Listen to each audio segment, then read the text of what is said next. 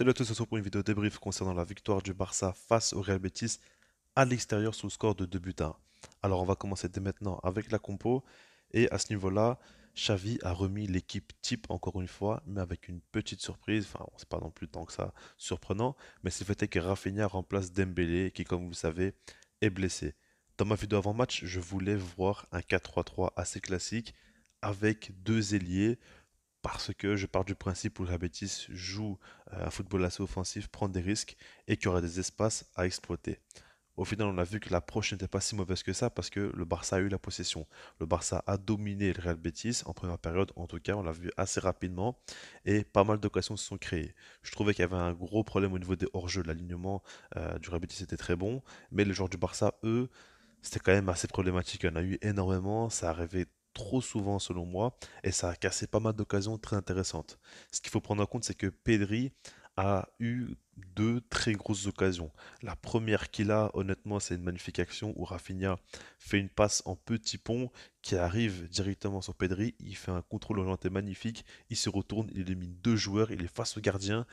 Il aurait dû, selon moi, faire un petit piqué pour que ce soit un but vraiment d'anthologie. Là, il a essayé de le dribbler aussi. Et au final, il perd le ballon face au gardien. C'est dommage, honnêtement, parce que sur l'action, ce qu'il fait, c'est monstrueux. Maintenant, je me dis, c'est un raté, certes, mais c'est pas un grand raté. Parce qu'à la base, il est dos au jeu. Il a deux joueurs à éliminer, plus le gardien. Et il arrive quand même à se retrouver face au gardien de but. Donc, c'est quand même assez fou. Donc, par rapport à ça, je l'en veux pas trop. Maintenant, il y a une deuxième occasion qu'il a eue. Et pour moi, là, il doit faire beaucoup mieux. Il est sur le côté droit, un peu seul. Il reçoit le ballon et il prend un peu trop de temps. Il y a le retour du défenseur qui fait la différence. Il aurait pu même faire un crochet. Là, c'est un petit peu dommage. Maintenant, quand on regarde le Barça, en soi, j'ai trouvé que De Jong était pas bon en première période. J'ai trouvé beaucoup trop nonchalant. Et souvent, il fait des matchs comme ça. Je le répète, hein, mais De Jong est un joueur que j'apprécie énormément, qui a des qualités extraordinaires balle au pied. Mais des fois, il fait ce genre de match-là où il est un peu trop nonchalant, où il est plus spectateur qu'acteur. Et on le voit des fois un petit peu trop attendre le ballon.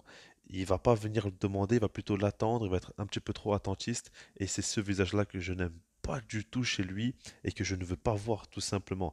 Donc ça m'a un petit peu énervé, je ne vais pas vous le cacher.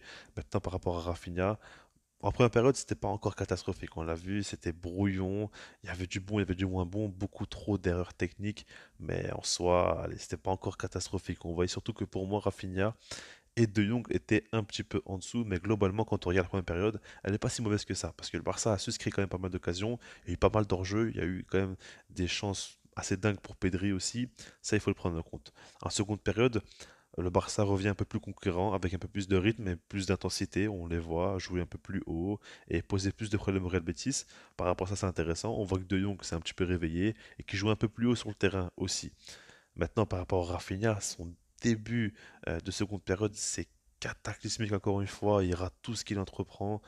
Enfin, je me demande à ce moment-là pourquoi Xavi ne le sort pas. Et j'ai même fait un tweet où je dis que Xavi attend certainement qu'il fasse un CSC pour le sortir. Et au final, c'est au moment où je tweete ça qui met son petit but. Alors quand on regarde bien, c'est Baldé qui fait un travail phénoménal. On va revenir par rapport à Baldé.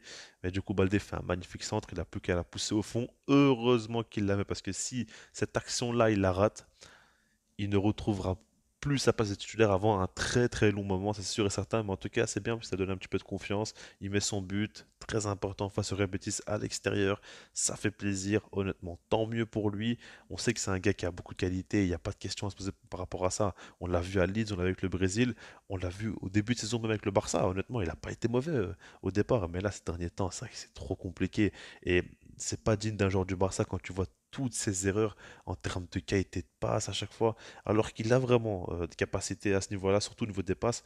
Mais voilà, on a contre un, il tente quasiment jamais rien. Enfin, c'est clairement un gros manque de confiance. C'est pas forcément un manque de qualité. C'est pour ça que moi, je j'ai pas envie de m'enflammer trop sur lui. Alors que par exemple, à Ferran Torres, on voit qu'il a vraiment pas non plus beaucoup de qualité au niveau d'un contre un, en termes de dribble, etc.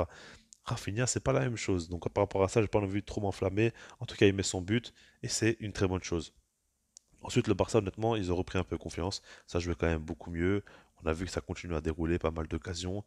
Il faut parler du fait est que Pedri fait un match sensationnel. Qu'est-ce que j'aime voir Pedri prendre le ballon et faire des percées avec. en allant tout droit vers le but et avec une qualité technique assez folle, une bonne prise de décision, une justesse technique. Waouh, quel match il nous propose! Et quand il est aussi haut sur le terrain, quand il est tout proche de Lewandowski et que des fois même il prend son dos, c'est fou, honnêtement. Ça a été le patron du Barça dans ce match-là, ça a été le meilleur joueur et de loin pour moi. Il a vraiment surclassé tout le monde. Et voilà quoi, il faut qu'il continue comme ça. Malheureusement, il n'a pas marqué de but. Il a eu encore une grosse occasion sur un centre d'Alex Baldé. Il frappe pied gauche, il a failli la mettre. Gros arrêt du gardien en face. C'est dommage, il aurait pu limite mettre un triplé, je sais pas si on s'en rend compte. Mais bon, en dehors de ça, il fait quand même un très grand match. Il a été très présent et très proactif. Ensuite, Sergio Busquets, il faut en parler quand même. Pour moi, il fait un très très bon match. Il a beaucoup apporté. Il était au marquage sur Nabil Fekir, qui est un excellent joueur évidemment. Il a su le tenir. Et en plus de ça, offensivement, à la création, il a beaucoup apporté. Quelquefois, même, il s'est un peu projeté. Il a vraiment montré quand même un gros volume de jeu. Ça fait plaisir. On voit qu'il est en forme. On voit qu'il est très confiant, très sûr de lui. Et je l'ai beaucoup critiqué, mais ces derniers temps, il n'y a rien à dire. Il est présent et il fait ses matchs. Maintenant, Alex Baldé, quel bonheur de l'avoir au Barça quand même, ce gars-là. C'est fou, honnêtement, c'est fou. Il fait des matchs impressionnants et là, on l'a vu offensivement beaucoup apporter, pas mal de centres très très dangereux. Il fait une passe D. Honnêtement, c'est un sacré joueur, c'est un diamant brut qui a déjà un niveau fou mais qui peut encore beaucoup progresser. Jordi Alba et Marcos Alonso ne sont même plus visible sur le rétro. C'est assez dingue quand même. Il a vraiment mis une vitesse à ces gars-là. On le voit vraiment, il est impressionnant. Alex Baldé et j'aimerais vraiment qu'il continue comme ça. En tout cas, on est vraiment sur la bonne voie avec lui. Maintenant, par rapport au but de Robert Lewandowski, ça arrive sur un corner tiré par Pedri. Tu as une remise de Araujo. Il est bien placé. Il joue de son corps et puis il finit tranquillement. Par rapport à Lewandowski, je suis content qu'il mette son but. Il revient en Liga, il est décisif. Ok.